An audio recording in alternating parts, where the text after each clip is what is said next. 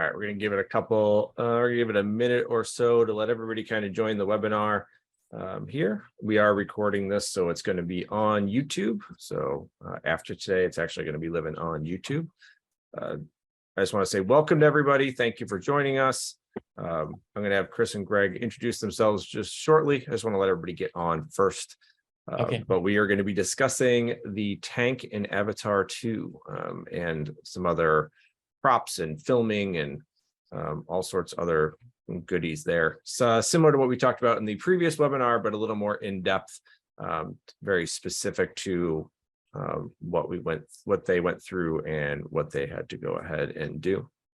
So as everybody's coming in, we'll just kind of go ahead. We can kind of get started now. We've waited a minute and it looks like people have kind of settled in with the spike in attendance. So Greg, why don't you go ahead and introduce yourself, state who you are, kind of what your background is and what you did with Avatar 2. Okay. My name is Greg Allen, and I was on the motion capture team doing all this. So I was on the first Avatar, and then I was in all the development of the cameras and how this technology works and stuff like that. So I was the trying to be away, let the whole thing happen and be away from it all, and try to not impose as many rules as possible, let the thing flow, but there's certain things to how this technology works. So so basically, the mocap guy running around making sure people aren't in front of cameras or things aren't in front of cameras. Excellent. I love it. All right, Chris, why don't you go ahead and introduce yourself? Same thing, background, what you did with Avatar 2. Oh, okay. My name's Chris Trillo, and I'm a Dolly Group by trade, but I got on this job because I also do underwater work with cameras. And that's specifically why I was called. A friend of mine, Dave Winter, brought me in. I've been diving for 28 years, and I've been in the film industry for 30 plus years.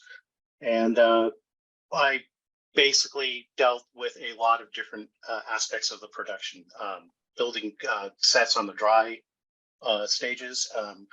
And then that was kind of R&D and learning how to deal with how to build the sets for the underwater environments and things like that, see how people wanted things done. It's a really big laundry list of things. I was a diver at first, and then I became the gang boss for the tank, and I was basically responsible for working between the art department and the grip department, the marine department, and everybody else to basically get sets and the tank ready for each day's shooting, or multiple sets for each day's shooting. Nice, beautiful. Thank you very much. I appreciate it. Mm-hmm. To all the attendees who are here right now, feel free to go ahead and ask a question, the question and answer. If there's something you want us to go more in depth about, we are more than happy to go ahead and do so. Closed captioning, if you are joining us from a different language, it does a pretty good job. You can go ahead and toggle that on, and it will actually translate or attempt to translate into whatever language you would like it to at the bottom. And I see people are doing that now. Beautiful. I love it. All right. So let's go ahead and talk about the tank first. We're going to get into kind of your guys' jobs and what you guys did and individual things and specifics. And we kind of touched on them in some of the other webinars, but Chris, why don't you talk about maybe the design of the tank, or Greg, I'm not sure who wants to take this first, but kind of the design of the tank and what's unique about it. Okay. Well, go ahead, Chris. You're more of the grip. So the tank came out of Jim Cameron's head. Literally, he drew some sketches and some designs. Len Barrett, who is one of our, he's kind of he does everything as well, but he's Jim's designer and engineer. He actually worked on his Deep Sea Challenger projects. And he's also a lab supervisor, but he also worked with the art department, bringing sets to life and fleshing them out so that we could build them on set. But he ended up doing the actual designs, and then it was sent off to another company that actually builds tanks to refine the engineering of those things. The tank was designed it was drawn up by Jim. This is how he wanted it. That's how we built it. And it had a lot of great pieces. It had a sump and that was about 12 feet deep at one end, and it was about 20 by 20 foot. And we could do deeper shots down in that area. We had a gigantic deck, which was modular, it could be assembled all as one, bolted together. And it pretty much took up the entire floor space of the tank. And it could be dropped to the bottom of the tank and tied down for different scenes. And then we also had our rigging grip, Dominic Pacino, was fantastic. We had these chain motors that would bring that entire deck up and out of the water. And so instead of previously, when you did underwater work, you would build either in a dry tank and then they would fill it up, and that's the way it would stay for the entire shoot until they need to take that out, and then they'd empty it. This let us have the ability to just bring the entire set up out of the water, or this deck out of the water, build the sets, get them disintegrated close to where they needed to be, and then we could drop it down underwater and then do the refinements. So we weren't, it was a much better workflow. Also, those decks could come apart and separate into different sections. There's like a 20-foot section, a 16-foot section, 8-foot sections, and we could take those. And we also had a giant gantry, which is basically like a railroad over the top of the tank. And we could take motors, take equipment up and out and over the top of the tank and drop it down to the stage floor.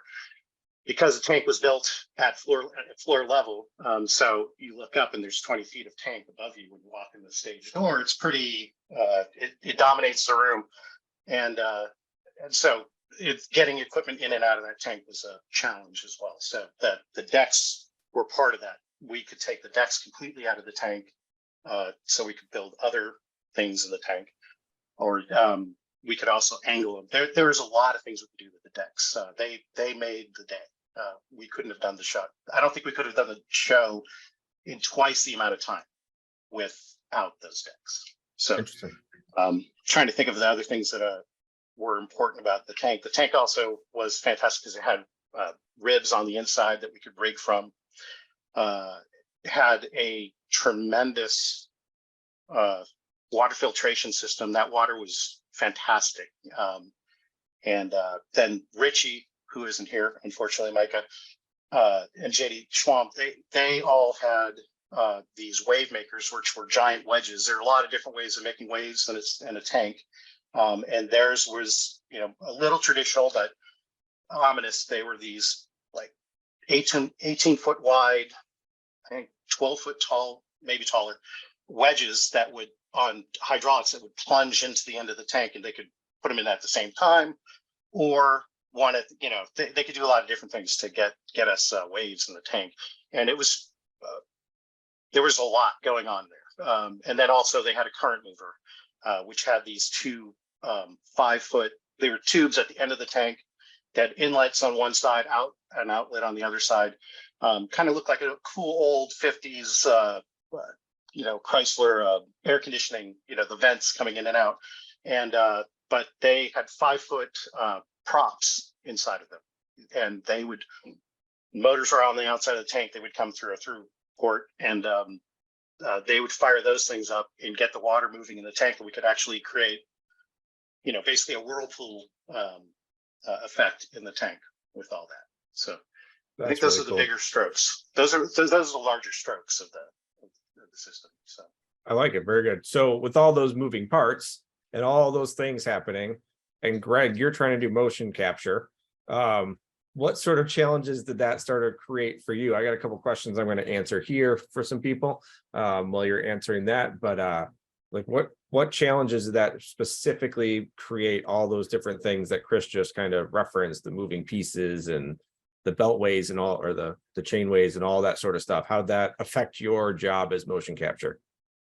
Well, it was all built sort of all together, because this is all uncharted ground. Everything that we did was new, from the development of the cameras, taking a traditional, what you'd use as an optical motion capture system, which normally would use infrared, where you don't even see the lights, the people just act, how they're doing. And the angles are usually further up and away from people, like on a 45-degree angle. So people aren't occluding, right? Occlusion as in something's in my way. I can't see, the view of what's happening.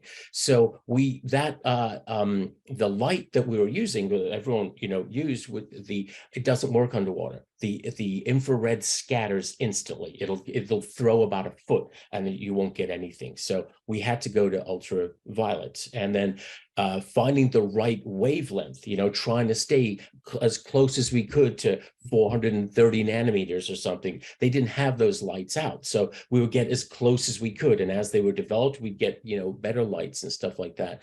And one of the biggest challenges underwater was you didn't want to see the surface of the water, because that looks like a mirror, and same with bubbles. They're like the balls, they get bigger as they go up, and they also look like the reflective markers that we have on the people's bodies.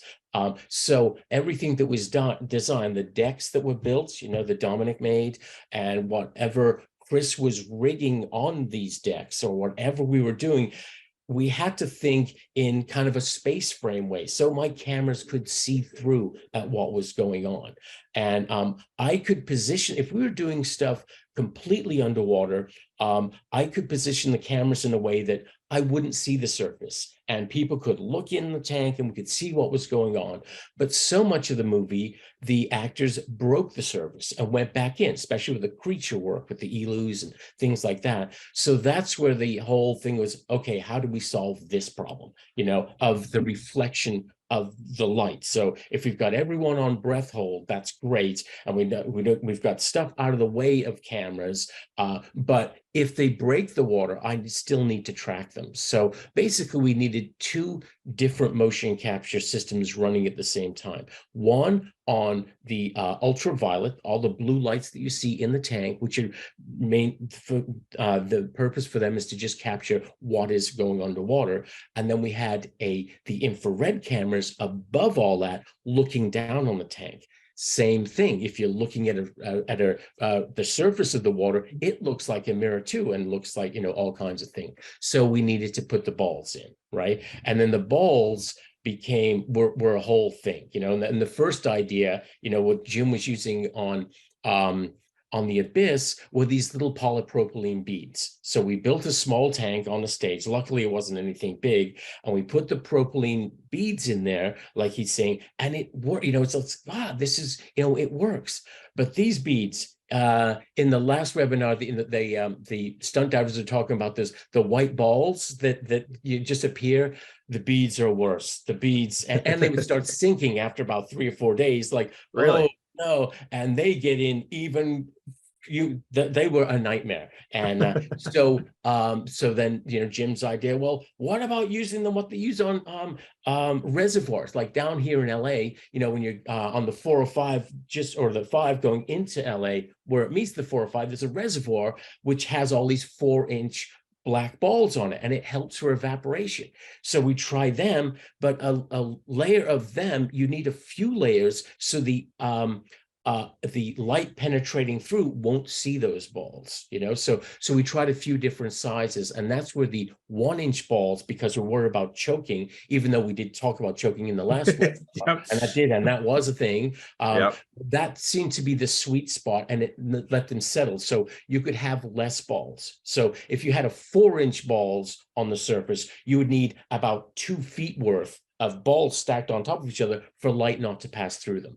And then the reason that they're white, that we had, as clear, that we could use lighting. We had a whole bunch of light above there, and it made a really beautiful light for the reference drivers, for Pete C and stuff like that, and they could see what was going on.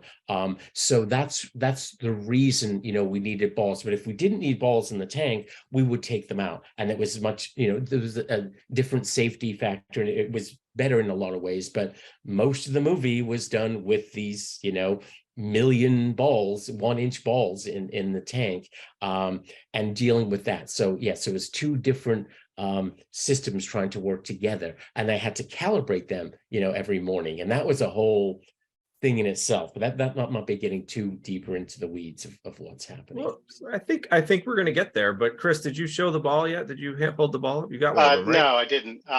This is the ball. It's about 5/8 of an inch. Wow.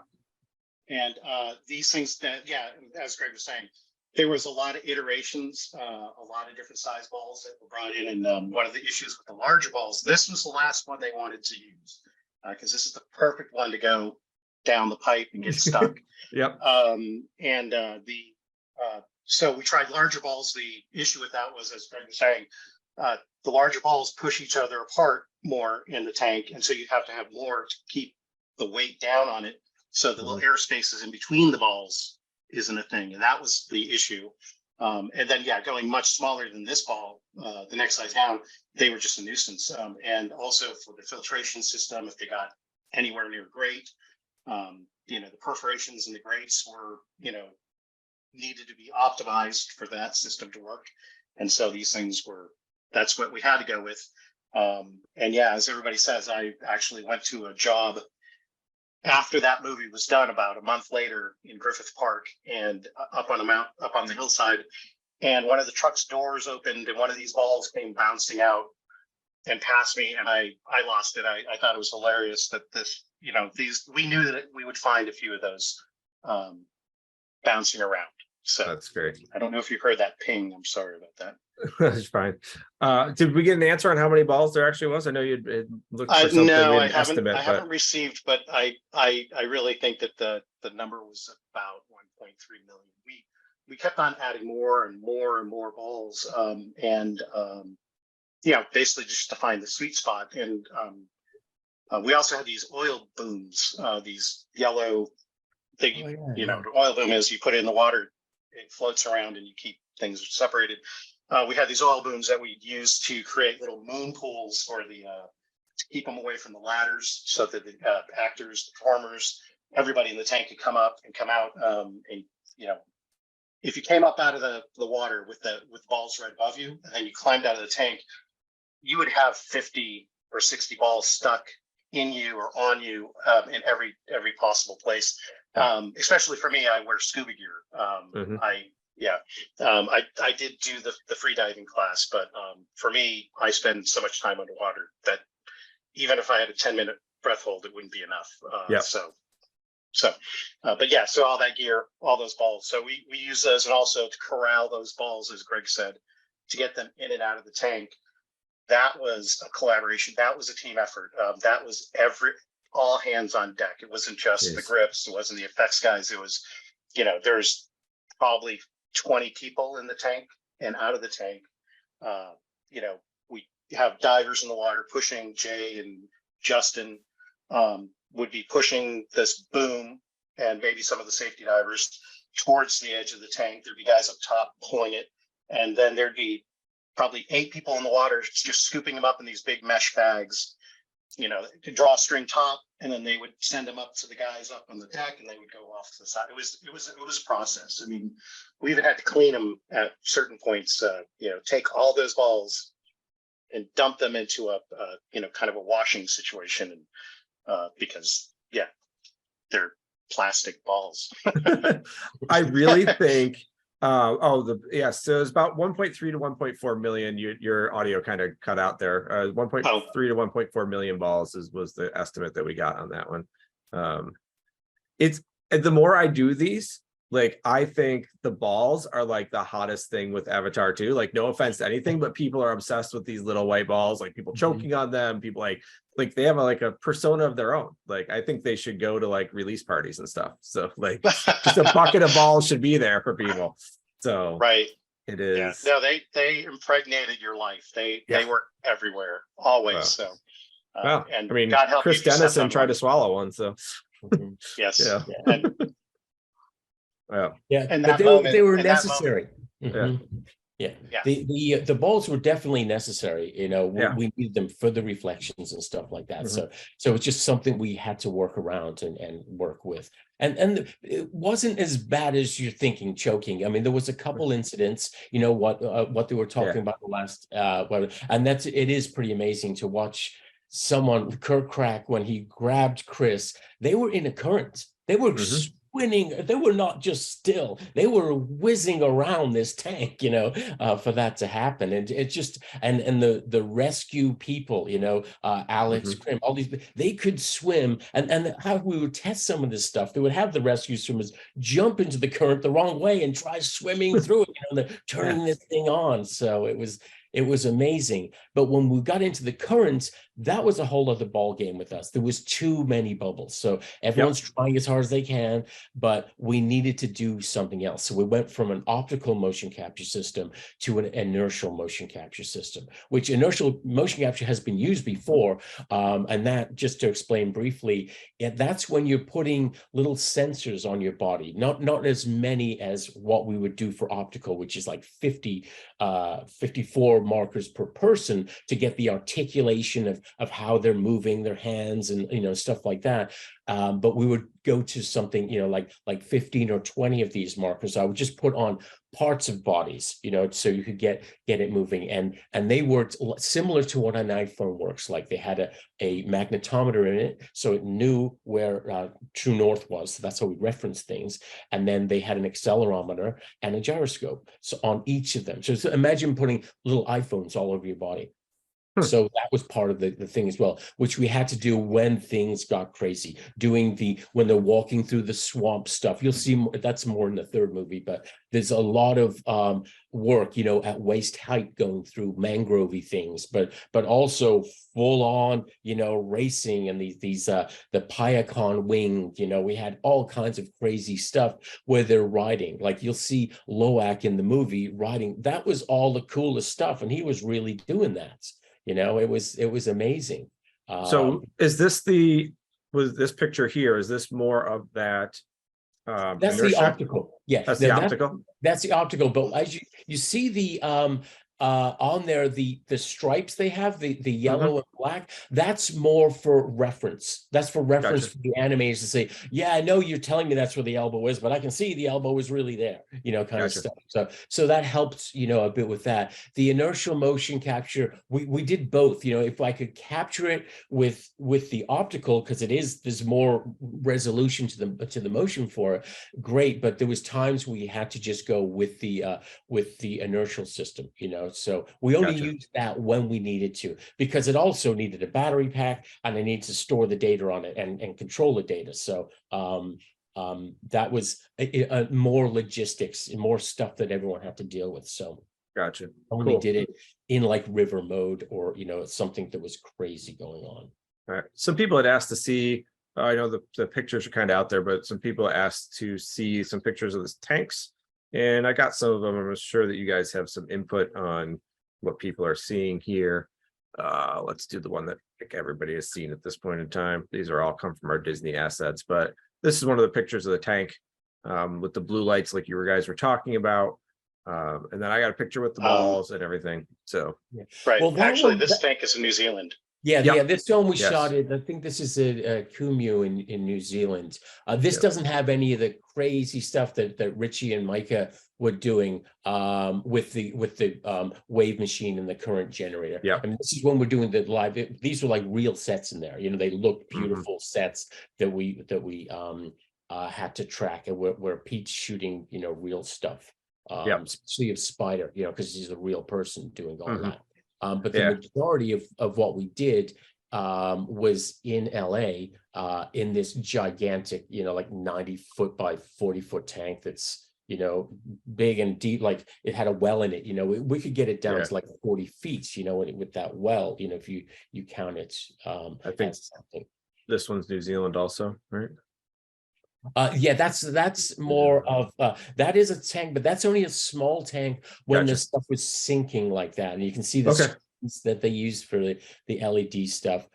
Still, the cameras, we still had to deal with stuff like that. Luckily, we didn't deal with balls in that. So that's the live action part of what's going on. And there's questions coming through, and to clarify, we only have a certain amount of released images from Disney that we're allowed to show. So somebody's asking about the inertial tracking system. I don't have any pictures that I'm allowed to release on that.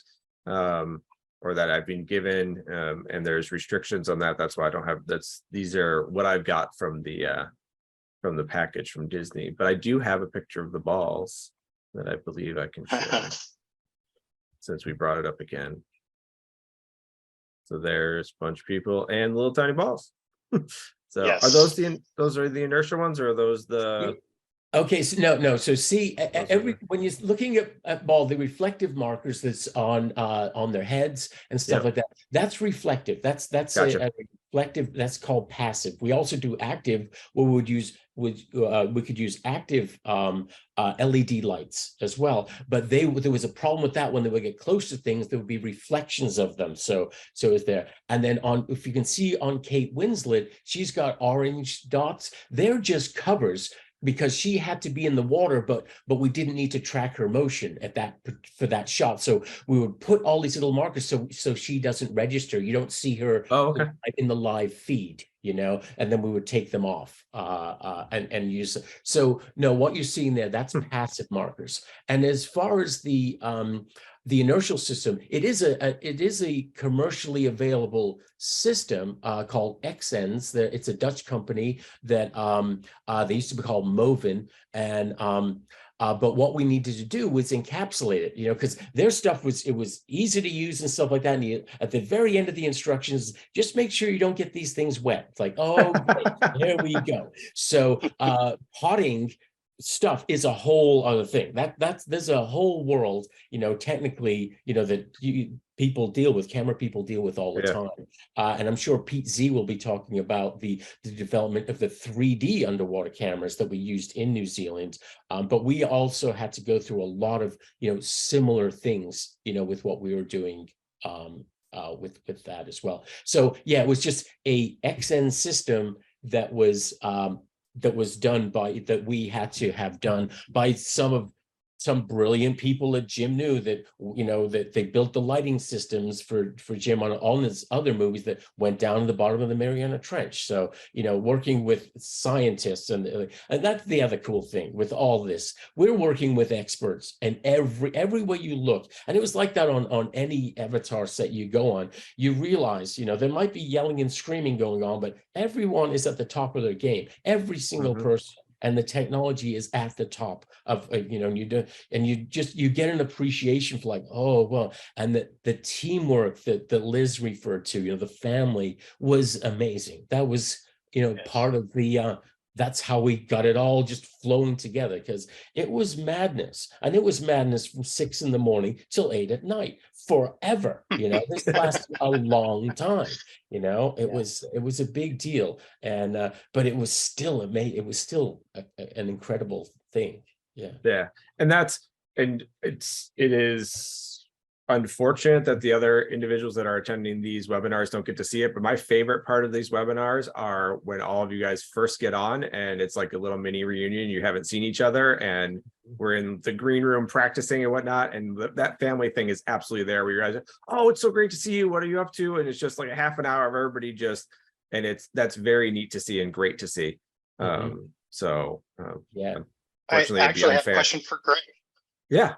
A quick question for Greg is, was the 3D camera system the one that we had in the tank in LA?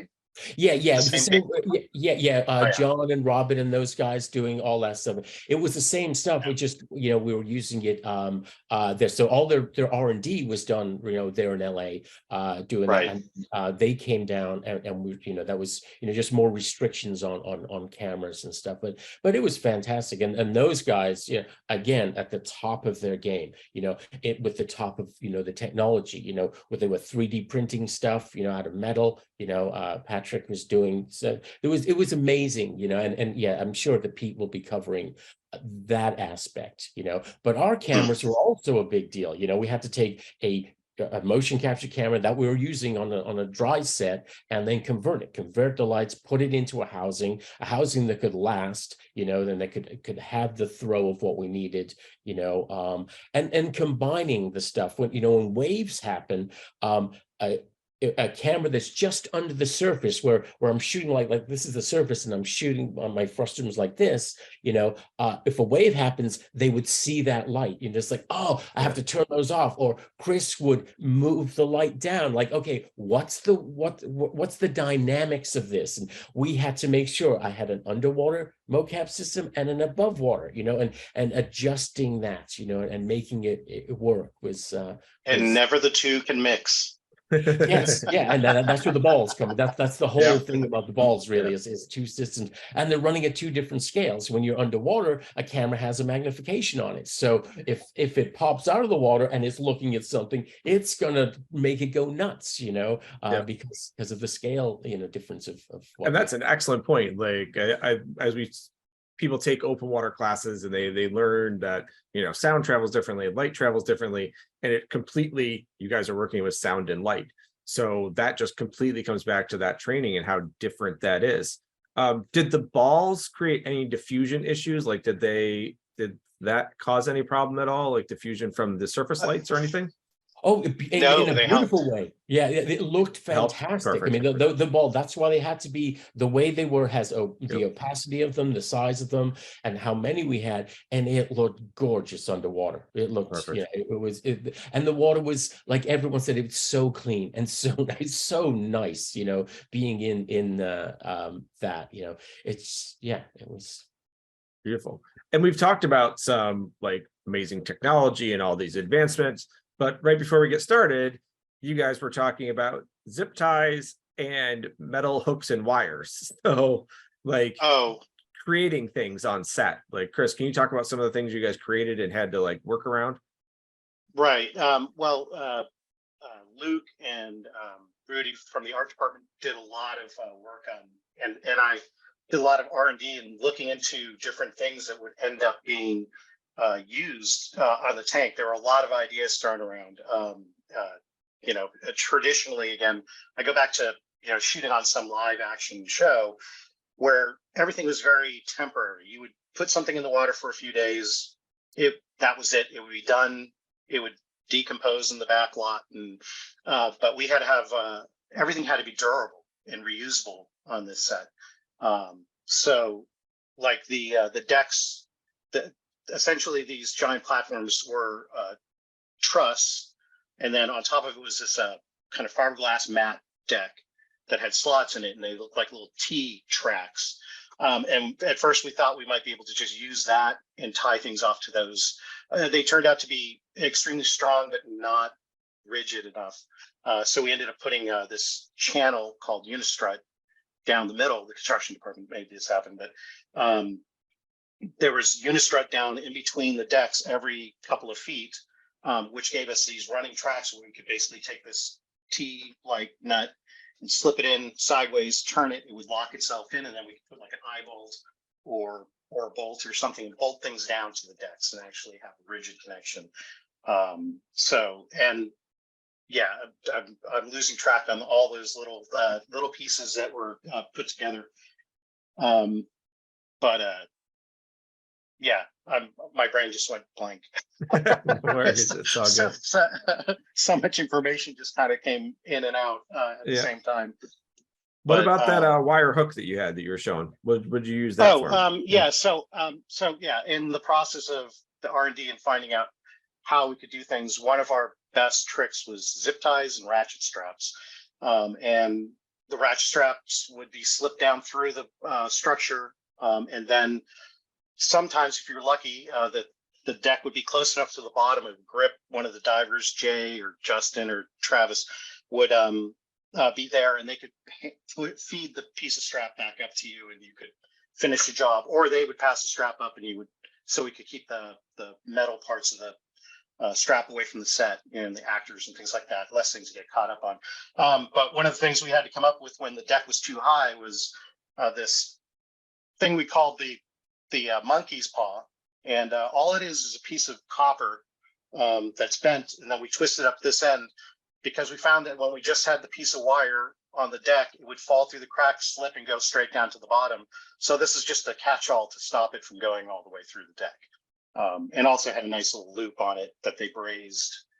John Kelso, our metal worker, construction guy, made a ton of fantastic little, bespoke pieces that we just used on the show, and very talented. But anyways, yeah, this is a trade secret right here. This is this saved days of time and manpower by not having to have people in certain spots, or speeding up just the process. I mean, everything was trying to speed up the process and make things work faster. And then zip ties, we tried to be as sustainable as possible. Nearly everything that we used was reusable, but there were just some times when the plastic zip tie. Everybody knows what a zip tie is. You just pass through it and lock it, and it holds things in place. But once it's used once, you got to cut it and toss it in the recycling bin. But we tried using reusable zip ties, but they weren't durable enough. We were, you'd crank on these things, put 100 pound tug on it, and that was it. And then cut it and throw it away when it was done. But put it in the bin. So, I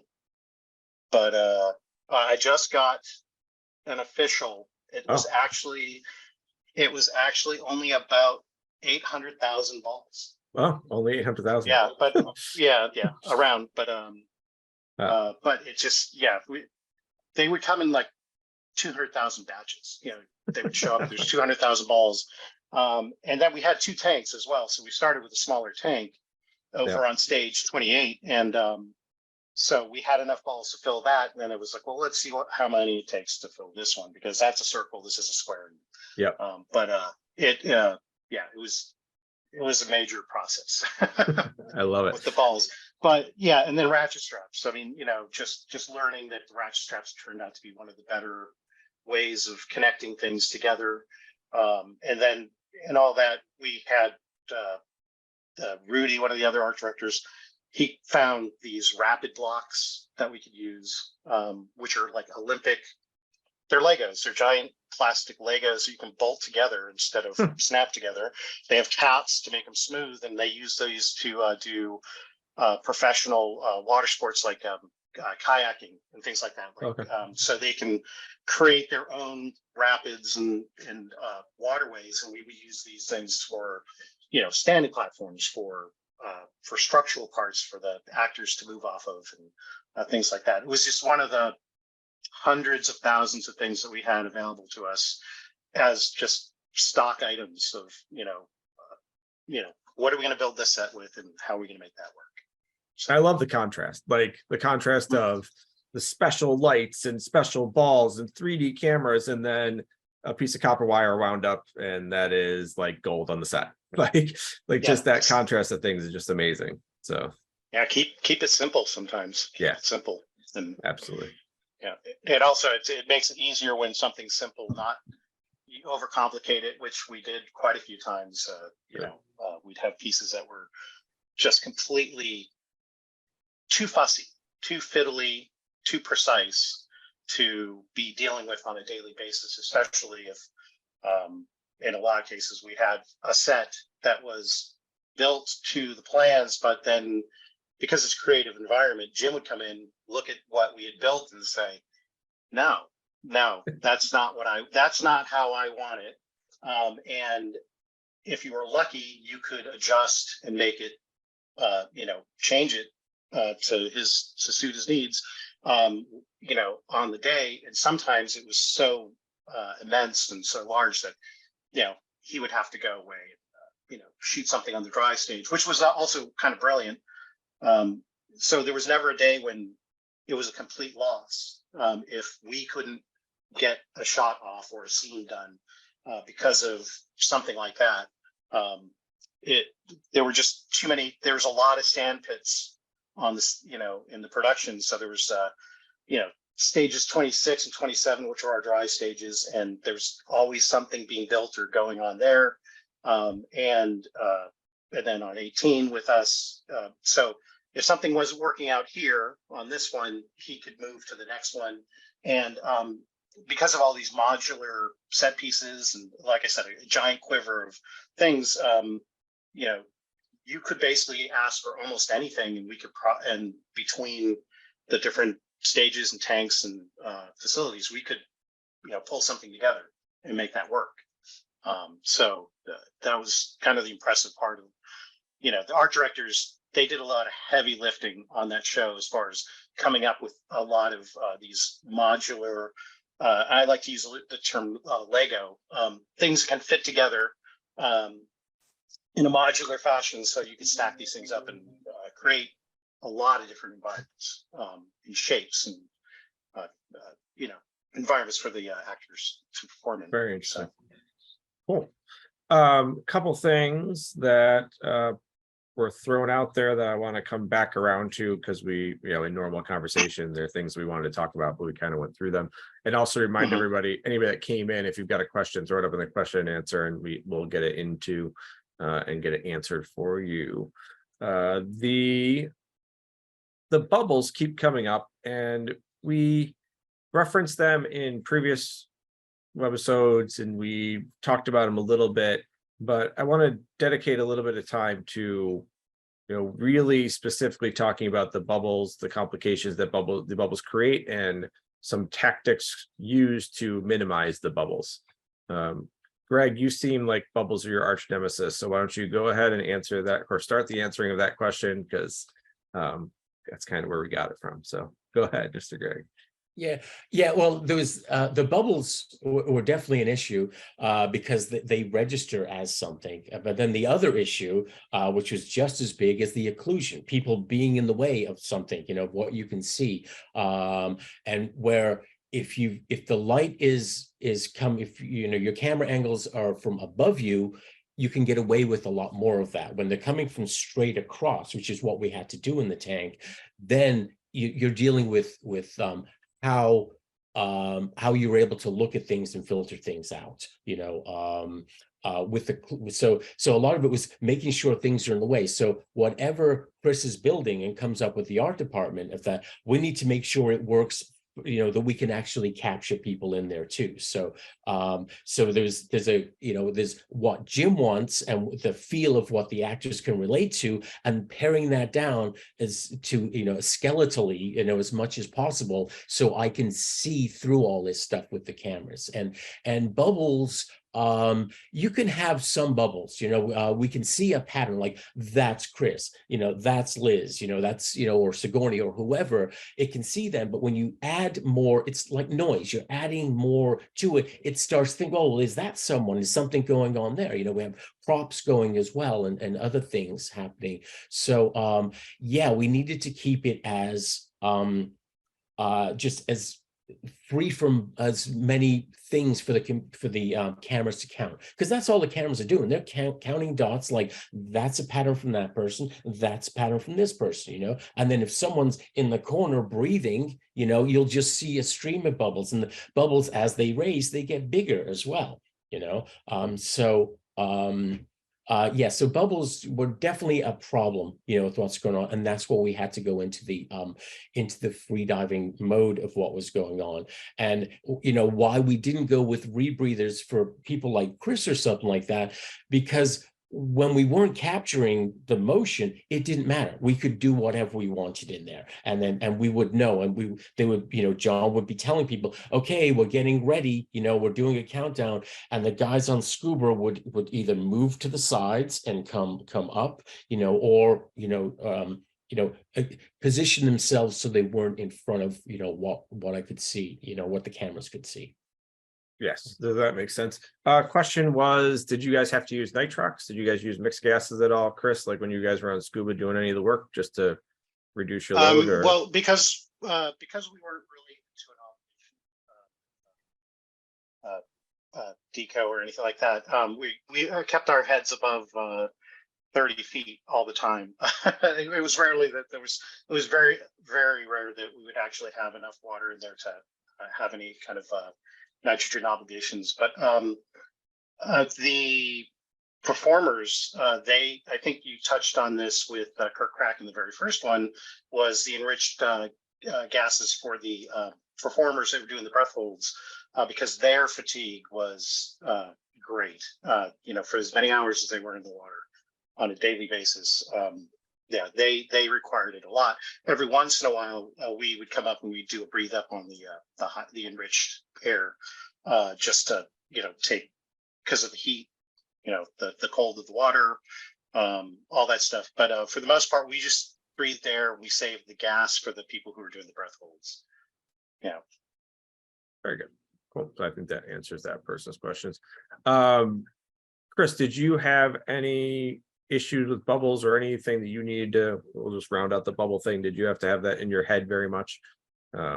Always. And, because we could take the deck out of the water and build our sets, and there was pipe, truss, pool noodles.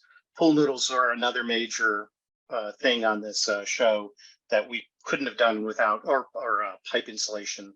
Closed cell foam. We found out real quick that if you use any kind of open cell foam, it would actually trap air, and as it went down, it would diffuse. It would out of the foam and come up as this mist of bubbles constantly, and it would go on. So we had to do a lot of things with the products or materials that would absorb air or water and keep them wet so that they wouldn't just off gas as they went down in the water. And there was a lot of issues where you would trap air and then it would come up at the wrong time, like in a pipe that was bent in a certain position, and then we drop it down and we'd have all this air trapped in it. Someone would kick it in the middle of the scene and it would flex and bubbles would shoot, and then Greg would have, can't you do something about that? What's going on here? You're killing me. And you have to feel for it. These guys, you watch how fragile, sometimes, especially at the beginning, how fragile the system really was. It became a more durable system the longer we shot. But yeah, it was fragile always, and it could only handle so much abuse before it just said, cried uncle, and gave up and said, we're not capturing anymore for this moment until you guys figure that out. So but yeah, so that was our consideration always, is trapping air. And that's why on the stages we had all these great modular platforms built in every rhombus type shape, square, wedges, cones, and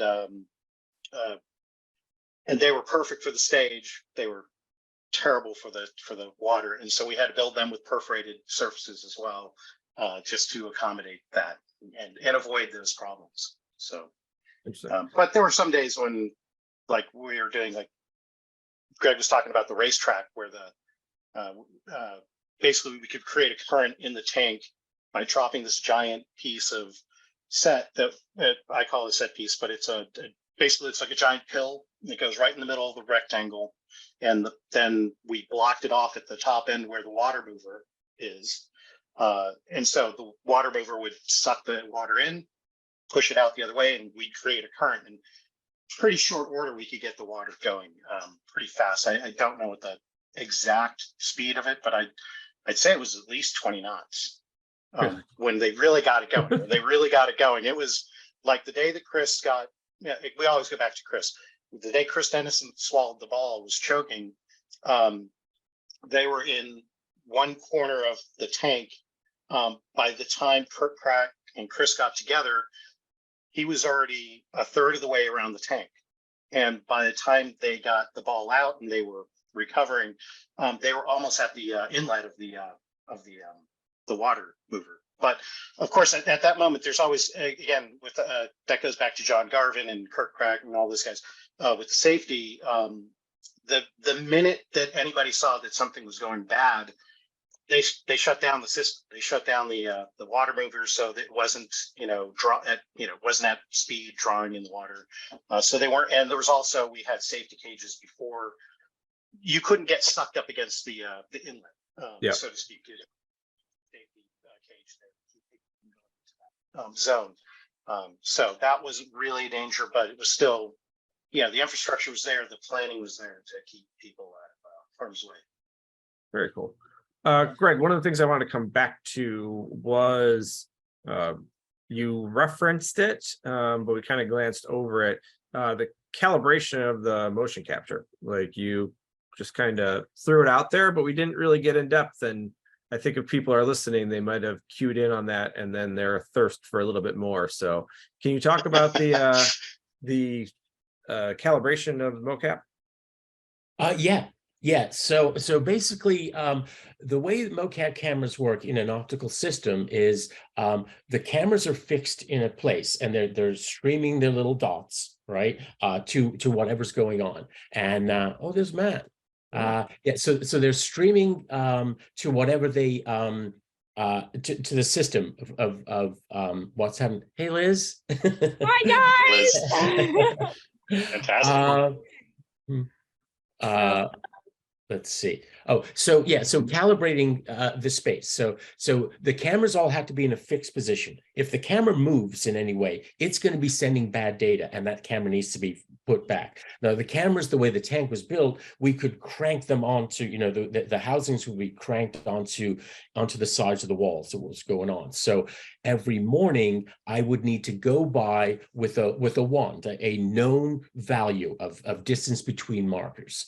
And when we first, like, it's easy to do on a regular stage. You just have, you call it a wand, and you just wave the wand, and every camera in its field of view has to see what's happening. And then it says, okay, I know where I'm at now in relationship to all the other cameras. So the cameras, when the placement, they can't move during a shot, or we need to recalibrate. I would calibrate every day.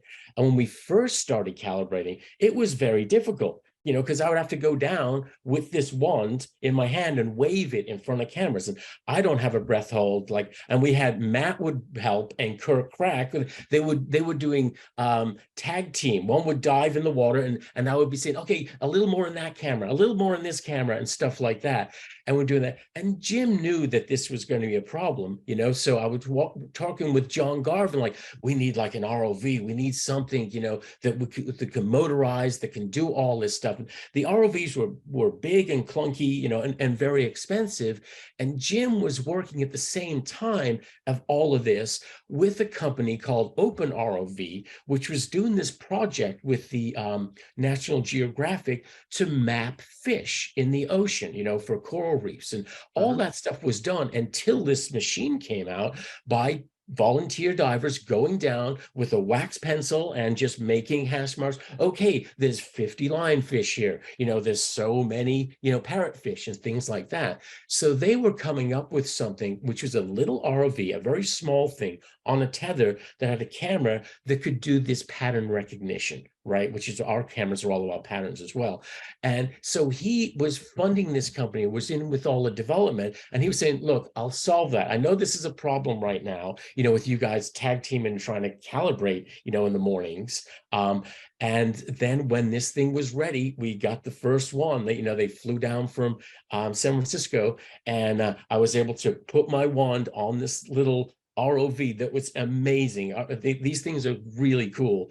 And so we were using that. So what they were using to look for fish ecology, what's trying to help with the planet thing, and I think they made a whole bunch for National Geographic, who's going out probably today, trying to get a good status of how we look at fish, so I got to use that every day, so that was a very cool thing. And it was my funnest thing to do in the day. Unfortunately, that came at 6 o'clock in the morning. After Kirk or these guys were vacuuming, they would vacuum every day, any sediment, anything in the pool. So it's perfect. And I would put my ROV in, and I would calibrate around the space, which is really cool. And it was tricky in some of the underwater stuff, like you've got the upside down sea dragon. It looks like all this stuff that Sigourney and Zoe and all this had to swim through. I would have to go through that on a tethered thing, and bring it back through. If I got it stuck, a diver would go in and help, bring it out and stuff like that. But yeah, so calibration was a whole development. That was part of what we had to do. That was very cool as well. Very nice. That's very, very interesting. I like that. So again, if anybody's got questions, feel free to go ahead and put them in the question box. We've got a good number of people. We've got everybody still in here. So feel free to go ahead and ask questions there. One of the things that Greg, you had sent me that I wanted to come back. Well, actually, Matt, you're back. Matt, we are live. We got some questions coming in. Why don't you go ahead and introduce yourself and say what your background is and what you did with Avatar 2? Okay. Yeah. Hold on one second. Let me kill my teapot. Well, I came in. My name's Matt O'Connor, and I generally work as a Marine coordinator or a dive safety officer, or I wear a lot of hats, around the water.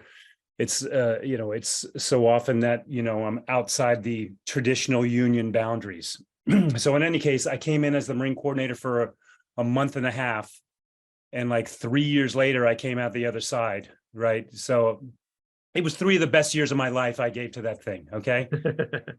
No, it was a real pleasure. And I got to work with guys like this that you have up on the blog already. And but as I say, I came in because we needed to do some tests with different creatures, and we did many of those tests in the open water. We did LA Harbor, we did Catalina Island, and then we took a bunch of people out to the Bahamas because we needed that clear blue water, and we needed to see how the people and the animals worked in that actual ocean water as part of the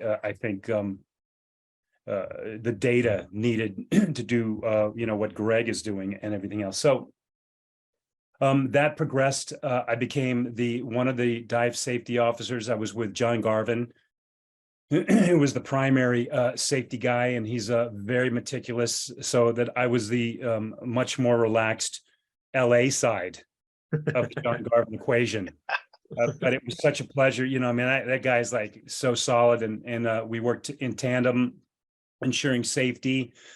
I was somewhat more hands-on. All the heavy lifting, all the commercial diving aspect, all the effects, a lot of the grip stuff, I was working on and making sure, I had my hands on it, but I was actually, doing the safety and doing all of it. And at some point, I also switched over and swam a camera for like 4 months.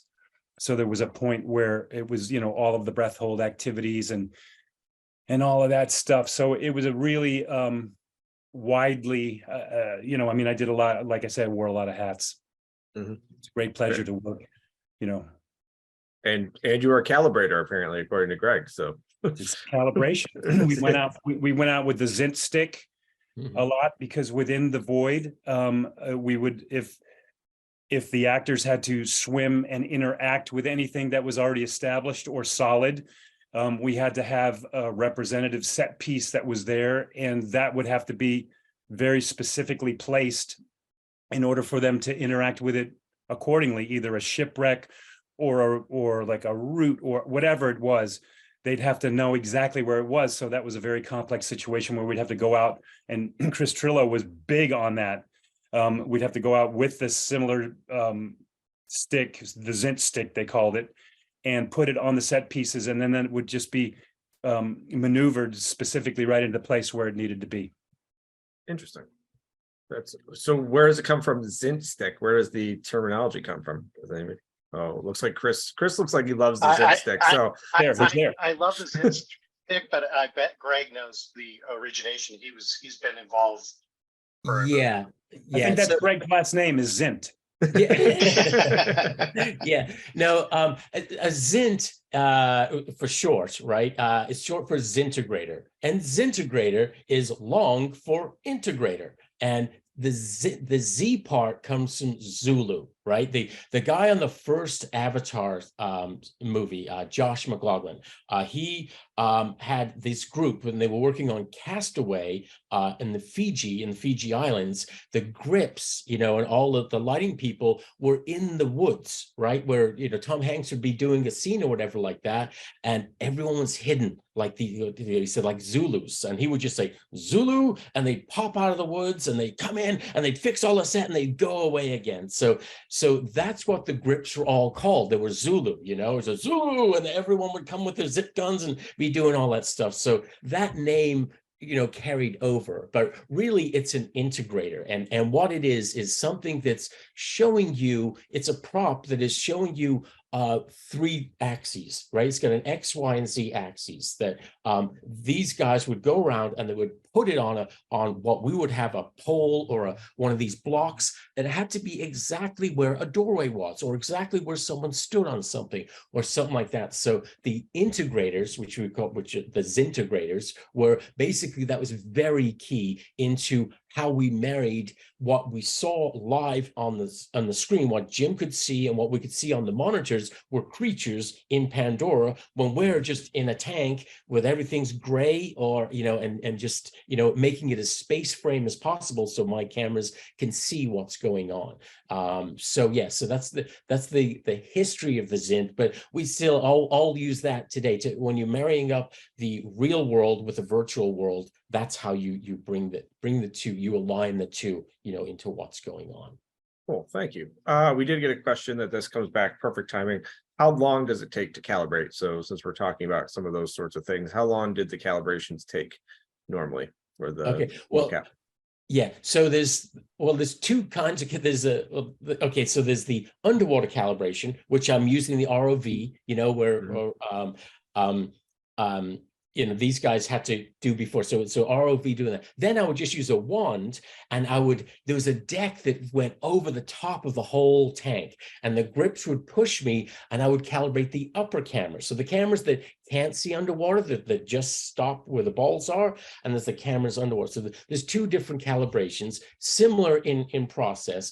And I would say that would take about probably 20 minutes each day. You know, if something happened, I would have to do that again. A combination, and the computer would, you know, bring the two worlds together. But the other thing was, we had to scale the people. Like every day when we put the dots on the people, they also need to go into a room, you know, where I've got cameras, and we would see, you know, we would measure the people each day too, because they're wearing different things. If they've got different things on and different costumes, their bone lengths and joint centers are going to be in the different places. So that was also a scaling thing that happened every day. We did at lunchtime as well, you know, in case the actors took the suits off and they put them back on, to get an accurate placement of where those markers are in relationship to their own skeleton. They would also need to be calibrated, which we call scale, but it's the same thing. So yeah, so people calibration was ongoing. I did that in the side of the tank. We had a place on a platform where if a new person came in, or someone was on another stage, and then we need someone doing a knife fight here, we'd get them going. But yeah, calibration, we you know, always trying to do it as quick as possible. But yeah, daily, if you're just talking about the tank work, I'd say about, you know, 15-20 minutes. Okay. And what was and Greg, what was the calibration of the people called? It also had a catchy name. Well, no, that was the scaling that we did. Right. The catchy name that you guys had, I forget what it was, but they would always go into the tent and they would do their specific. Oh, the range of motion, the ramming. Yes. Yeah.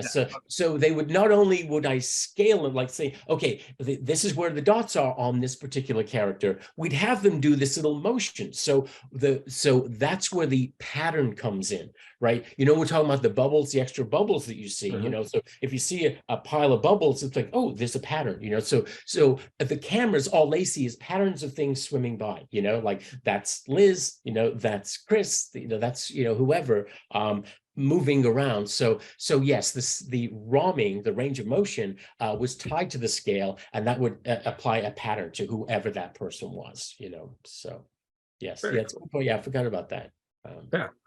All right. So one of the next areas that I kind of want to get into, and Matt, it's perfect that you came in when you did, is confined spaces overhead. We keep talking about stuff that's on top of things. We've talked about, you know, and Chris, you kind of mentioned grading to make sure people didn't get sucked into things. We haven't touched on the safety aspect and environmental hazards that we have in that range, including, you know, entanglement, I'm sure.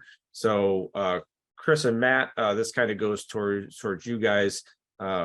Challenges working in the overhead space, especially when you've got people on breath hold. So Matt, you want to go ahead and talk on that a little bit? Yeah, well, there were obviously a lot of safety aspects to working in the tank, and inherently it was more dangerous than many tanks because there was so many moving elements and, you know, decks that could be changed in level and everything. But for the most part, if it wasn't a guy working, and this is in general, it wasn't 100%, but for the most part, we wouldn't have anybody underneath the decks, especially on breath hold, if we could help it. Once the decks found their level, the level for the day, generally, they'd be locked off in a way that then we could remove the chains, and then that would be the level that set or that activity was going to occur in. And oftentimes that would mean that the deck was all the way on the deck. It was all the way to the bottom, so that there was no impediment to getting to the surface. There were many places and things that were always on the surface, and it just was a safety aspect that we had to, everybody had to come up with their hand up first, because you'd be emerging through a 6-inch roughly layer of these plastic balls. So you were really disassociated from the surface. In fact, it was just a huge luminous surface that you were looking up at. So you had no connection to what was in the upper volume. So it was always a thing where we had to, be very careful, especially with the actors and stunt folk, that that everybody knew where stuff was, and that there was people looking out for everybody all the time. Chris, anything to add to that? I've got some follow-up questions for you guys, but I want to give you a chance to talk first. Yeah, I was going to say, majority of the time, Matt's correct. Nobody would be underneath that deck during the day. The only time that we would really have a serious overhead situation is at the beginning of the day when we were cleaning the tank. When the guys are in the tank vacuuming and such, the deck would have to be off the bottom so they could get in there and do their jobs. But so there's always two guys there. So you have the buddy system for starters. But if we could, we'd get the deck completely out of the water, so that if they could, they would go straight to the top. But on top of all that, we also had the cameras, the cameras around the tank going through the portholes, and Matt or Dan or John or one of the safety people would be on the deck monitoring that the entire time. And there was always a few people on the deck that were perfectly capable of going in and, doing whatever needed to be done, a rescue if needed to be.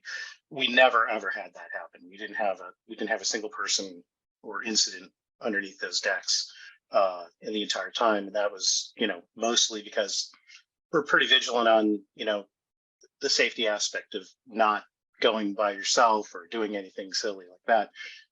But then also that was the bane of my existence when we bring in sets that had overhead pieces like that. Basically they were cages, and that was a high concern. You were always looking for, how do we get that person out of there if something happens. And but again, there was an abundance of safety divers, and everybody was pretty much trained for breath hold, at least to recognize when somebody was suffering from any kind of issue.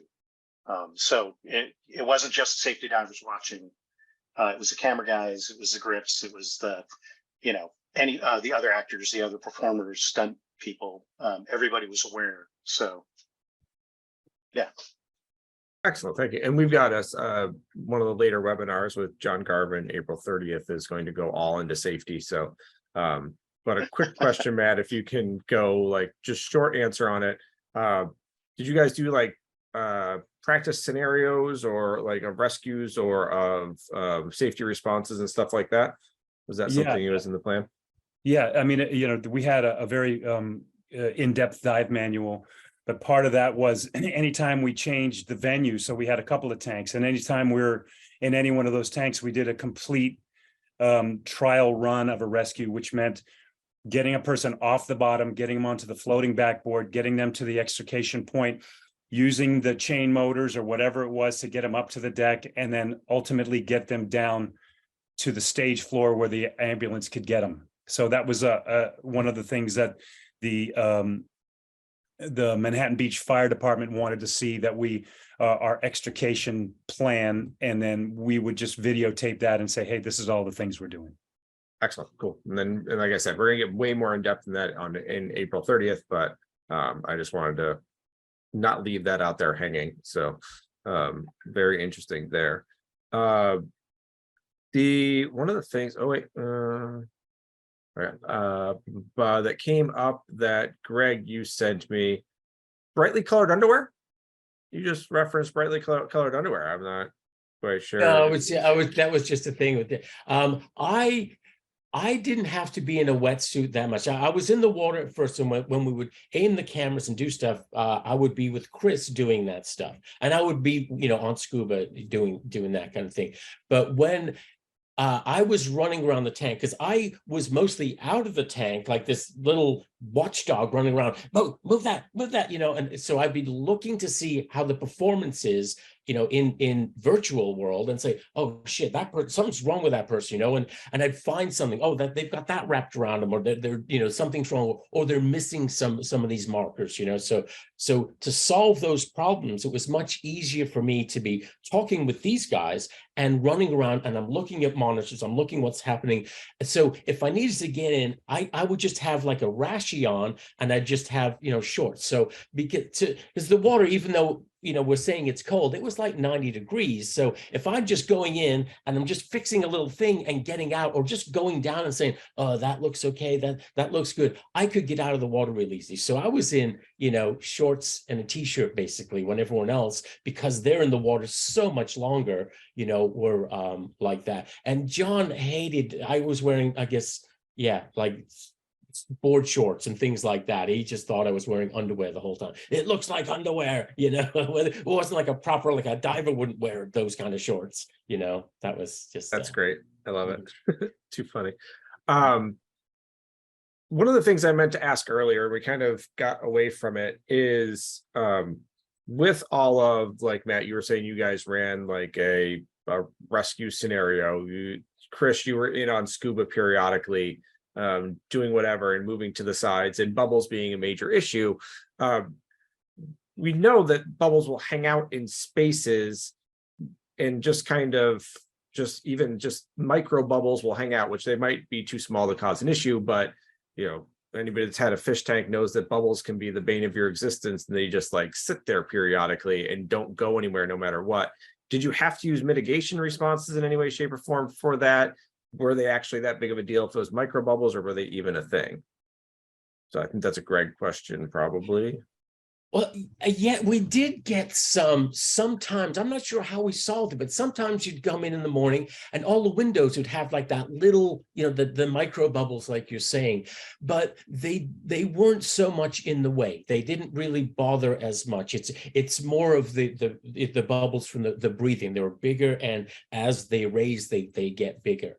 As thing, I mean, one thing that was cool about bubbles, when the guys were bored, like Kirk would do this, so these guys they'd go down to the very bottom of the well, and they would blow bubbles, the rings. Mm-hmm. And I don't know if you've seen that. A ring, as it comes up from 30 feet, becomes this amazing thing that's happening. So, and that was just a fun thing people did, but as far as capture, we couldn't, we tried not to have bubbles, but I don't think the micro bubbles were as much of a concern, Cool. And Luke and those guys, by the way, called it toroidal vortices. Yeah. There were no bubble rings on the set. Okay, toroidal vortice. I love it. Yeah, Very cool. And to partially answer. Oh, go ahead, Matt. I'm sorry. I think that and the times that I got in trouble, because anytime we were filming, it was always all breath hold. But in the interim, like if we were safetying an actor, sometimes we would have to be on air waiting for them to do their activity, then we could go and safety them.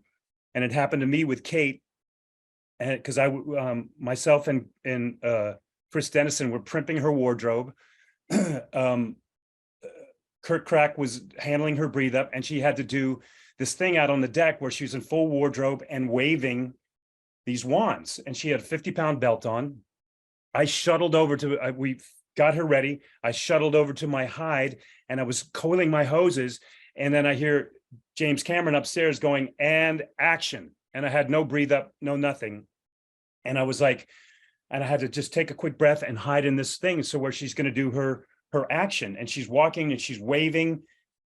And I'm thinking, this isn't going to take long. This is not a problem. I got a 2-minute breath hold.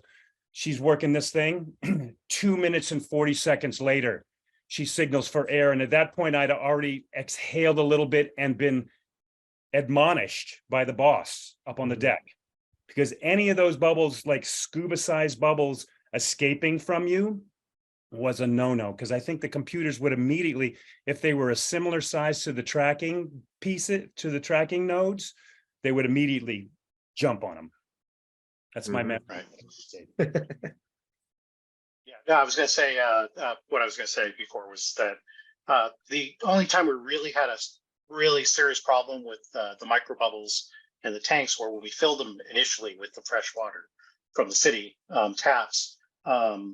They just had a lot of just infused air in them, and so you would fill the tank, and the entire tank would be just skinned with those micro bubbles. And it was a concern at first that we weren't going to be able to get rid of it, but once the filtration ran for a couple of days, it cleared it all up. It really wasn't a major issue during the shoot, as long as we were using the same water and pumping from tank to tank. So Yeah, as long as you wiped it off the cameras, because it would yes. Oh, yes, yeah. We to had clean the cameras and then clean the cameras we were swimming, because when we had micro bubbles, they would adhere to surfaces, and that would be problematic. Yeah, that's exactly why I asked that question of seeing these things, dealing with them, like underwater, just jumping in the water with an underwater housing with a regular camera, like you're always wiping down that thing because you just get bubbles on it. So, yeah, we had a whole cleaning system for doing the underwater ports for the reference camera guys, and then also the mocap cameras needed to be brushed off every once in a while. But yeah, but it wasn't a daunting task in any way. It was regular maintenance kind of stuff. Fair enough, that works. Matt, I got a question for you from the safety side of things. And again, we're going to do a full safety one, but we had referenced it earlier before you joined us. The little white balls on the surface, from a safety aspect, those little white balls. What They should have their own camera. They should have their own camera. Yes, they should. They should just sit on the side of every single one of them. How does that affect your safety concerns? Functioning as, you said you've played a lot of different roles, but from your different roles, how did you interact with those balls? What you did miss earlier also is that I think that those little balls should show up at like every event for Avatar, like in a bucket or something, because they seem to be the hot topic recently. So there was the ball wars. They were a lot of fun with the balls. In the downtime, believe me, it was and if you were near the tank, you get shot at too. So, but there were concerns. We had two partial aspirations. One pretty good one with Chris Dennison, who actually sucked one up pretty good, and he had to Kirk Crack got behind him and gave him the Heimlich while swimming, and I saw it go out. I tried to go get it, but it went into the 1.2 million and I couldn't find it. But yeah, it was. And then we had another Alex Krim camera guy. He sucked one up too. So you just had to be really careful because they were of a perfect size to get in your airway. And but you trained yourself pretty good because you had to come through them, like I said, like a 6-inch layer of them anytime just to come to the surface. So you always knew to emerge through the ball layer holding breath. So it wasn't as much of a thing as you would think. It was certainly a safety aspect, and it was part of the briefing in terms of safety about these things. But luckily, it didn't cause us too much of a problem. Excellent. All right. We were scheduled for half an hour. We're at just about 90 minutes. Didn't we start at 11? I broke in. I didn't. I thought it was 11. You were off by about an hour. It's okay. Okay. You were still here for about a half an hour. So you're here for the original plan. Greg and Chris just hung out extra. Okay. So we have a question which was going to be kind of my parting question anyways. And the question that came from the people in the audience, the attendees, what direction would you recommend an aspiring tank support diver grips? They said specifically in Vancouver, but the idea is, to get involved in this whole sort of thing, what advice would you have for individuals trying to go this route? Because I know that's part of our audience. So Greg, I guess more on the, I guess, motion capture side of things, or, you know, that side. What advice would you have of somebody that's aspiring to get into the business on this side? Yeah, I'm not sure. I mean, it was a big undertaking. It was so much, it was a monster that we were dealing with, you know, and hopefully they'll do other movies like this, you know, because we were originally, people wanted us to do dry for wet, like what most movies, Aquaman and all these other ones, you know, and Jim didn't want to hear any of that, you know, and we did tests with dry for wet that looked really good.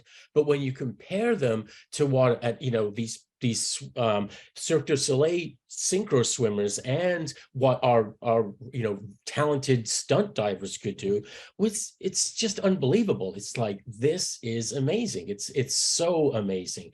I don't know. I mean, we just have to see where technology is going to take us with all of this stuff. You know, we want to make it easier, but then again, nothing's ever easy. As soon as you make something easy, they just throw more stuff in there, you know, to make it hard again. So I'm not sure. I mean, I don't want to feel negative because it is the coolest thing.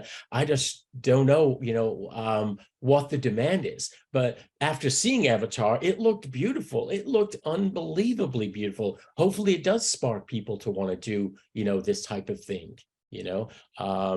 But yeah, I don't know. I don't know what to say to do. Yeah. I don't know. Sorry. It's okay. Sometimes yeah. it's one of those things where, like, people ask on how to get into certain areas of scuba, and I'm like, you just got to put yourself in the right position and always be in the right position to maybe get there, and just have confidence in yourself. You know, Chris, what's Yeah. your take? Oh, sorry, Chris.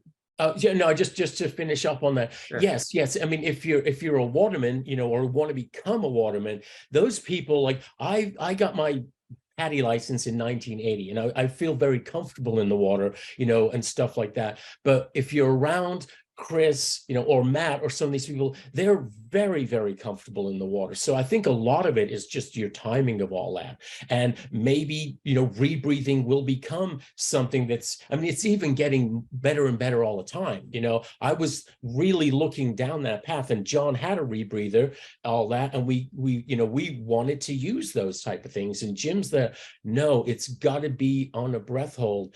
And then when you go through the training with Kirk and his people who are amazing, that opens a whole other world.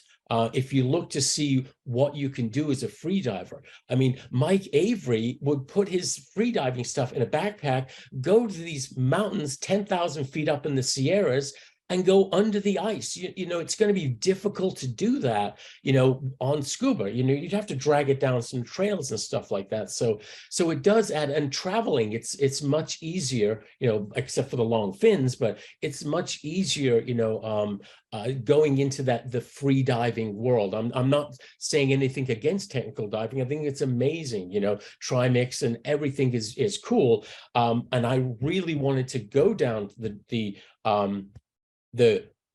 rebreather part of this, and getting to know John to do that.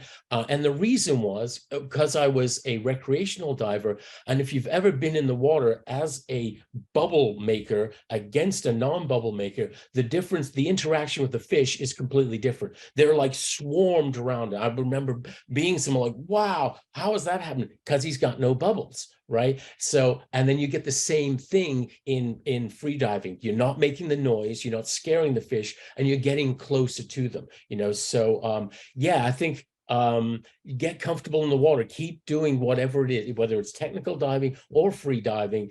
The more comfortable you feel, you know, to become a waterman, you know, which I'm definitely not, but to be like these guys, it's amazing. It's like, it's second nature to them, and they're relaxed. When shit is hitting the fan, they are relaxed, you know, and you have to be relaxed, you know.